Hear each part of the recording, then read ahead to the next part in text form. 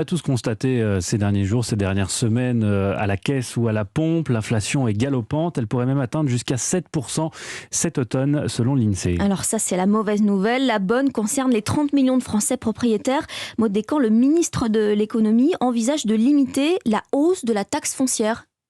En effet, c'est ce qu'on m'a confirmé dans l'entourage de Bruno Le Maire. Nous réfléchissons à limiter la hausse de la taxe foncière.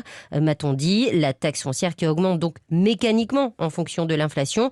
Pour Pierre Autus de l'Union des propriétaires indépendants, c'est un soulagement. Limiter la taxe foncière est absolument vital pour bon nombre de propriétaires. C'est pourquoi d'ailleurs nous avons fait une procédure contre la ville de Marseille qui augmente de 16,5% sa taxe foncière, avec 200 propriétaires, des propriétaires occupants comme des propriétaires bailleurs, qui voient leur impôt exploser et qui sont parfois en incapacité de subvenir à ce paiement qui devient vraiment beaucoup trop important dans leur budget annuel et quotidien, vis-à-vis aussi des augmentations évidemment de l'alimentation, du prix du carburant. Mais il faudra patienter un peu. Cette mesure devrait faire partie du prochain projet de loi de finances, donc après l'été. Ce ne sera donc pas dans le paquet de mesures du projet de loi sur le pouvoir d'achat qui sera examiné début juillet en Conseil des ministres.